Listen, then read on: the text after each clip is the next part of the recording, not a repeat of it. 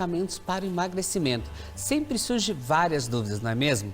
Então, esse será o nosso assunto dessa tarde. Estou aqui com o médico, endocrinologista ao vivo, o Mário Toscano Filho. E eu quero a participação de vocês também através do nosso WhatsApp, que é o 4599254747. Vão interagir com a gente? Em primeiro lugar, Mário, boa tarde. Obrigado pela visita aqui hoje no nosso estúdio para a gente falar de um assunto tão polêmico que ultimamente está falando em medicamentos novos, o que pode, o que não pode, o que deve ser feito também, né? Tudo bem? Tudo bem, Mauro. Prazer em conhecê-lo. Obrigado pelo convite, tá? Uma satisfação estar aqui participando do programa. É ele que está chegando agora na nossa região, já está fazendo o maior sucesso aí também, Felipe. Vamos lá para você falar um pouquinho para o nosso público também, como que são esses medicamentos, né? Mas eu queria que você falasse um pouquinho para a gente não começar o nosso assunto, como funciona o tratamento aí para esse emagrecimento através de remédios. Porque a gente sabe que alguns falam, isso pode, isso não pode, fulano tomou, vou tomar também. Mas não é bem assim não, né, Mário? Exatamente. Bom, primeiramente é importante a gente dizer que a obesidade hoje, no Brasil, ela chegou à marca de 56% da população está acima do peso.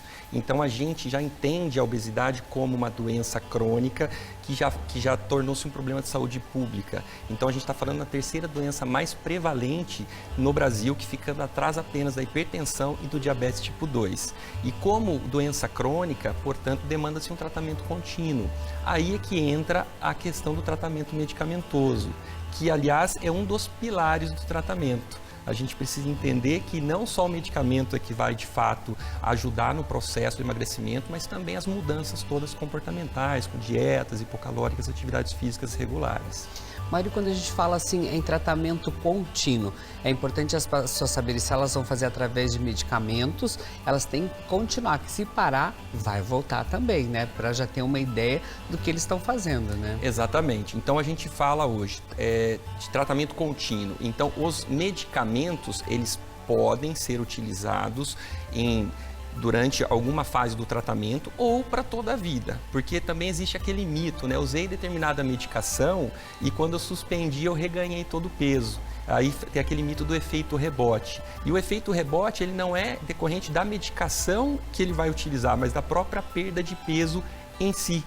Então hoje nós temos que entender qual vai ser o medicamento que vai ser utilizado de acordo com o perfil do paciente. Então, se ele tem um perfil mais ansioso, ele tem uma compulsão alimentar, nós temos hoje medicamentos orais que eles vão tratar tanto essa compulsão, essa ansiedade, também no controle do apetite e aumento da saciedade. Certo? Então, para exemplificar, nós temos hoje medicamentos como a bupropiona, a naltrexona, que é uma combinação aprovada hoje para o tratamento da obesidade.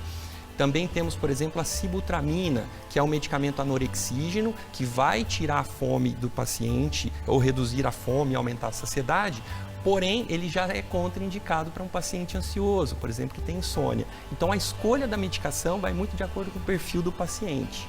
E assim como também nós temos outras medicações hoje. Tem os pacientes também que não vão para academia, que não querem fazer exercício, porque todo medicamento tem que ter um acompanhamento também, que é importante também, Mário, realizar vários exames também para ver o que está faltando ali, os tipos de vitaminas, essas coisas assim, né? Exatamente. Então, inicialmente, como que a gente vai começar um tratamento para perda de peso? A gente tem que fazer uma consulta médica com o paciente, a gente tem que conhecer o histórico clínico dele, familiar, quais são os hábitos, quais as doenças crônicas que ele eventualmente possa ter, quais os medicamentos que ele faz uso contínuo, pedir exames laboratoriais, para saber se ele tem uma alteração, por exemplo, de glicemia, se ele tem um risco aumentado para diabetes, se ele tem um aumento de insulina, se ele tem uma alteração do colesterol, alguma doença que esteja lentificando o metabolismo, como, por exemplo, um hipotireoidismo, doenças do colesterol, enfim. Depois dos exames feitos, exames laboratoriais, exames de sangue, um ultrassom do abdômen é muito importante também fazer para saber se o paciente tem gordura no fígado, por exemplo,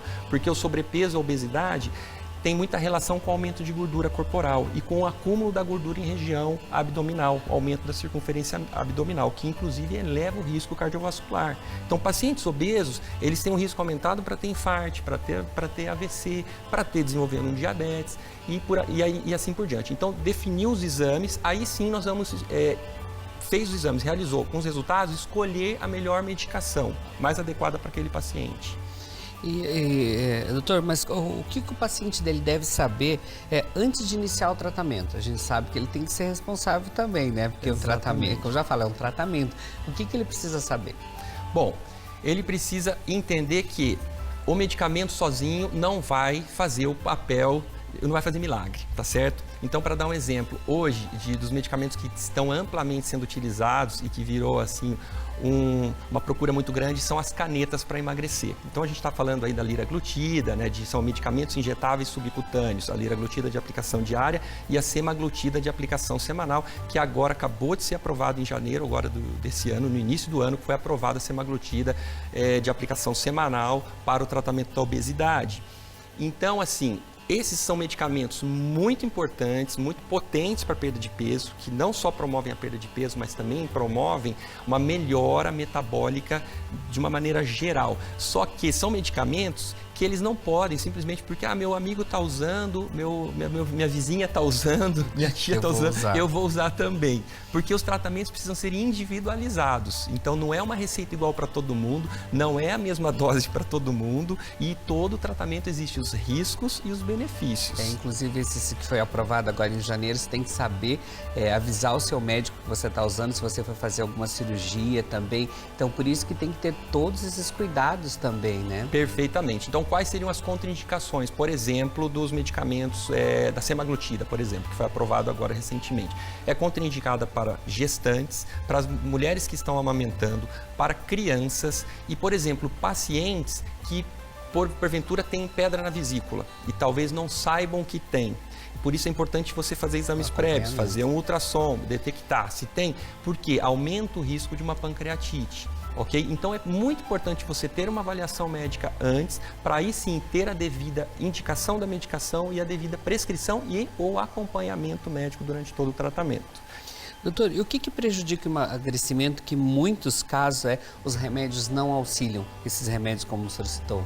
Então, o medicamento, como eu falei inicialmente, ele é um dos pilares do tratamento. Então, quando a gente escolhe uma medicação para ser utilizada, e o tempo vai depender também da eficácia, da tolerância, que são muito individuais, tem pacientes que respondem muito bem com doses baixas desde o início do tratamento, tem pacientes que precisam de um tempo maior utilizando a medicação para conseguir aquele resultado, mas é fundamental a pessoa ter a gente fala de mudança de mindset. Então o paciente ele precisa entender que ele precisa mudar o estilo de vida, adotar práticas regulares de atividade física, com orientação do profissional, do educador físico, dietas hipocalóricas. E quando eu falo dieta, qual a melhor dieta? Não existe a melhor dieta. A melhor dieta é aquela que você ingere menos quantidade de calorias e gasta maior quantidade de calorias para você ter o déficit calórico. Isso você só consegue praticando atividades físicas regulares, com alimentação, com controle de calorias, e a medicação vai ajudar nesse processo a aumentar a sua saciedade. Então você vai comer menos quantidade de alimento e vai se sentir saciado, e com isso diminuindo a fome, e assim alcançando os melhores resultados. E assim, quais casos que não é indicado tratamento com medicamentos para emagrecimento? Tem casos também que não pode, como a gente falou, dependendo de algumas doenças. Exatamente. Então, por exemplo, eu vou dar um exemplo da sibutramina, que é um dos medicamentos mais antigos que nós temos para tratamento de sobrepeso e obesidade no Brasil. Já tem há mais de 40 anos. É uma medicação que, para indivíduos hipertensos, para indivíduos que têm doença, que têm cardiopatia prévia, que têm arritmia, que já tiveram algum histórico de alguma doença cardíaca, esses medicamentos são totalmente contraindicados, porque inclusive podem piorar esse quadro, tá certo? Então, assim, da mesma maneira que outras medicações tem que ser avaliado para saber se o benefício tem que superar o risco. Troca, né? Exatamente. E se de fato aquele paciente tem a indicação da utilização da medicação. Como você falou, né, tem alguns medicamentos então que têm efeitos colaterais para o emagrecimento. Então isso que tem que cuidar antes. Exatamente. Sempre passar todas as informações também. Né? Exatamente. Todos os medicamentos geram algum efeito colateral, certo? E também os efeitos colaterais são muito relativos, né, de paciente para paciente, por isso tem que ser sempre individualizado.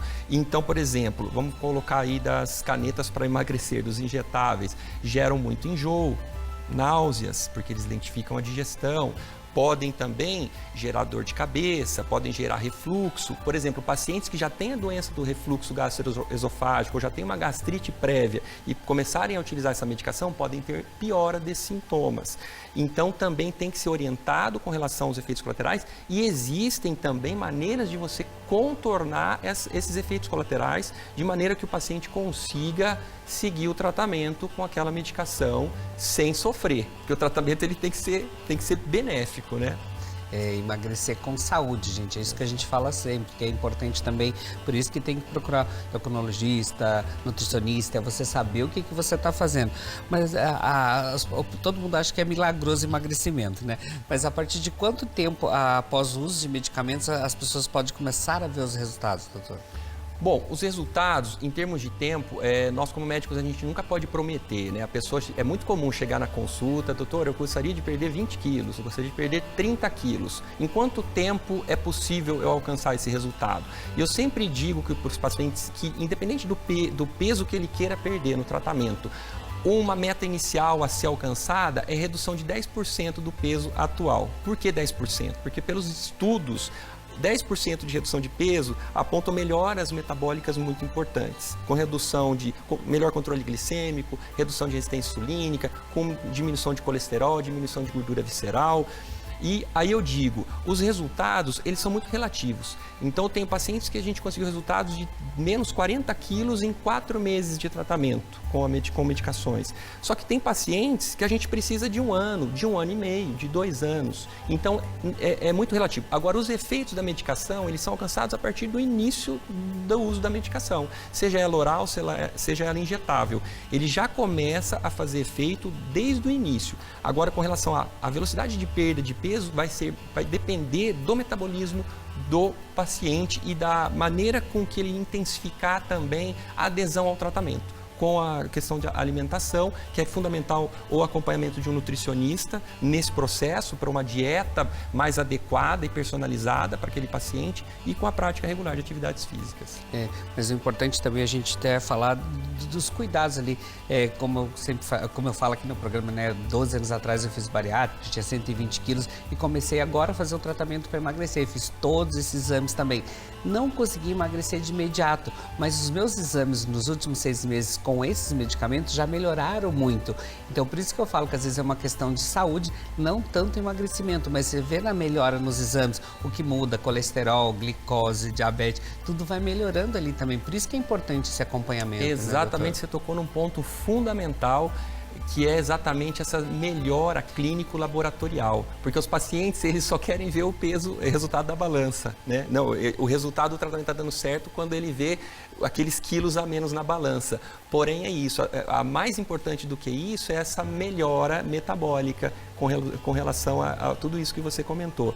Então, é muito importante também essa questão da gente falar da abordagem cirúrgica, da cirurgia bariátrica como tratamento, que para vocês entenderem como a obesidade é uma doença crônica, que nem a cirurgia bariátrica que inicialmente foi desenvolvida pensando-se em tratamento definitivo, a gente entende que não é. Que então a pessoa pode voltar a reganhar o peso ao longo dos anos. E aí é que o tratamento hoje clínico do sobrepeso e obesidade está avançando muito. Então esse arsenal terapêutico todo medicamentoso, ele está vindo para auxiliar nesse processo. Então, pacientes que sejam pré-bariátricos, que precisam perder um pouco de peso para fazer a cirurgia, ou os pacientes que já fizeram a cirurgia, perderam muito peso, mas que por algum motivo estão ganhando peso novamente, terem também poderem utilizar a medicação para conseguir manter os resultados. Então, é muito importante. E a questão toda de melhora metabólica. Por isso que, como a gente fala, é importante ter esse acompanhamento aí. Mas eu acho que muitas pessoas aí que estão acompanhando a gente ficou agora com mais minhoquinhas na cabeça ainda. Mas eu vou deixar o Insta do doutor aqui também. Vocês podem interagir ali com o doutor Mário, agradecer, obrigado. Bom retorno aí para Toledo. Mas venha mais vezes aqui, que eu acho que agora a gente já vai dar bastante assunto para os nossos telespectadores. Gratidão. Muito obrigado. Obrigado. Agradeço muito. Bom, gente, olha só, uma influenciadora levou um baita susto aí, né? Quando o box do banheiro dela estourou e olha, ela estava por perto. Isso, gente, pode ser comum, mais do que parece.